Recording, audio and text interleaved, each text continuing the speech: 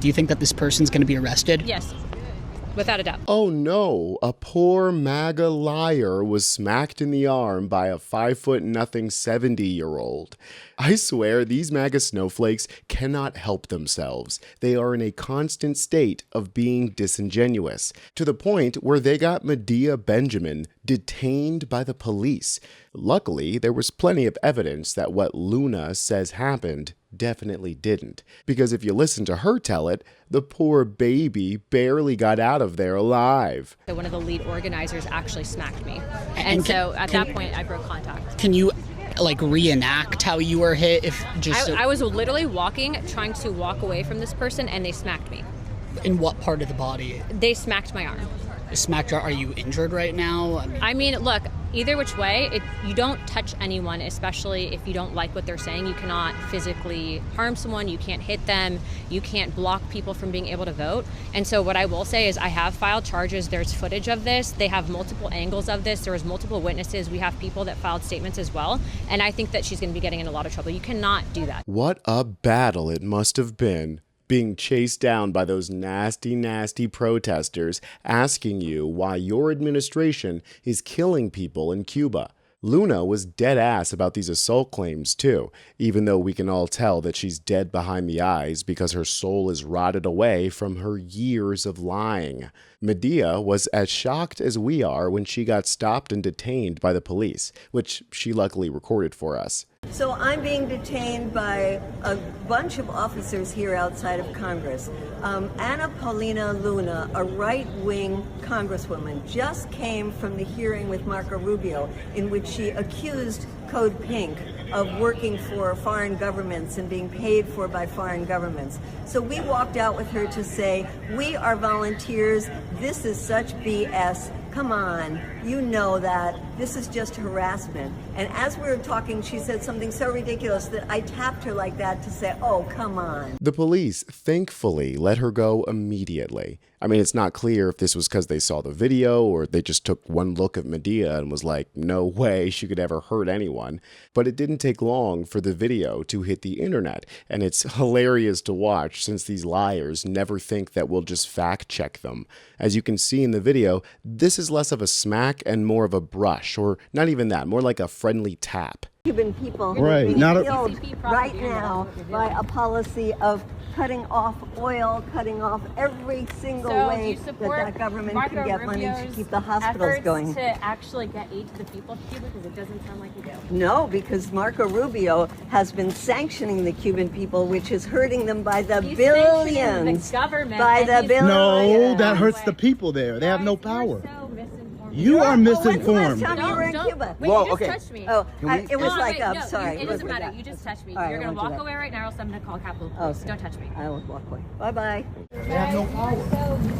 You are misinformed. When's the last time you were in Cuba? Oh, okay. I guess Representative Luna moonlights as a professional soccer player. I mean, her flop skills are amazing. And I know that she's used to moonlighting. The whole charge is just ridiculous. People touch each other in these friendly ways all the time. It's very much not assault.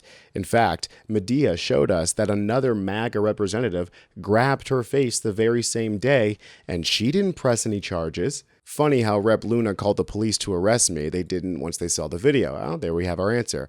Because she said I touched her arm. 10 minutes later, Representative Salazar grabbed my face. I don't know, Medea, you could have gotten Salazar arrested for this.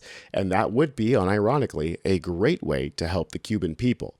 Luna, by the way, has a history of pulling this crap, like when she harassed Kamala Harris in an airport and then tried to play the victim when someone stepped in to stop her. Hi, how are you doing today? Hi, how are you? Hi, I'm the director of Hispanic Engagement with Turning Point USA. I want to know about the children that you were saying that are at the border right now.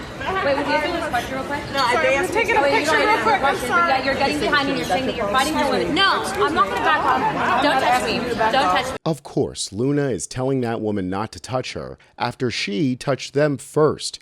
These people are lunatics, pun absolutely intended.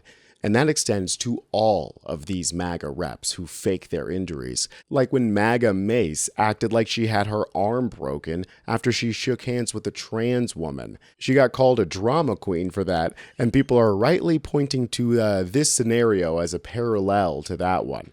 And it's funny, but this playing the victim act is a serious part of their overall strategy. They want to demonize the left to the point that anything that we do is proof of terrorism and violence, even if those actions are objectively good, not just for the United States, but for humanity as a whole. No, but let me tell you what's going to happen once the United States... No, but let me finish. The United States is going to lift all the sanctions, and the Castro is going to say, perfect. Now we're going to be able to have more money to repress more. We will never give free and fair elections. Don't you want? Don't you think? No, I'm asking you. Let's stay right here. No, stay right here. Don't you want them to give free and fair elections? You didn't answer me. Being so great. You didn't answer me. Do you want the Cubans to have free and fair elections? Yes or no? Do you support free and ICE? fair elections. Do you support ICE? Yes or no? You support Of ICE? course. But okay, of course. But do you think that the Castro regime is ever going to give them the possibility of deciding that? Yes. Then they have fooled you. They have fooled one more you. thing before you go. Salazar had her bloody capitalist paws all over Medea just then, so I think that we might have just witnessed an assault. But seriously, this is why they're trying to target Medea. She is willing to say straight up to their faces that their fear-mongering isn't going to work. There is no Red Scare coming, despite these increasing efforts from the Trump administration to spook CODEPINK. Medea confirmed that CODEPINK did receive what's called an administrative subpoena, which means it came from the Treasury Department. Medea said that the subpoena came via email and it was sent to Jody Evans, one of the co-founders of CODEPINK. And in fact, it was so non-discreet, it was in the spam box. So they were trying to just send this, quietly so that they wouldn't respond, I bet. And it didn't come from the Justice Department, it came from the Treasury Department, the Office of Foreign Assets Control. Now, the strategy seems very clear here. This is the government version of a slap lawsuit, trying to stop them not by locking them up because they didn't do anything illegal, but by bogging them down in paperwork, wasting their money. Medea points this out herself, and you can tell that she's not going to fall for it. She says, I don't want to say it's not serious. It is serious because they're asking all kinds of information. This is kind of an intimidation tactic, and it means we have to get a lawyer, we have to spend a lot of time and energy. They're asking very detailed questions, which basically means that they have to account for every single hour of every single day for a 170-person party. She goes on to say that the inquiry was an effort to discourage Americans from traveling to Cuba or participating in humanitarian efforts, but said organizers would continue their activities despite the federal scrutiny. And you know what? Despite this trip to Cuba being long over, people are still signing up to go on the website, which shows how many of us want to make a difference. So if that's you, subscribe to US Democratic Socialists to stay informed. I'm Tony Hinderman, and I'll catch you next time.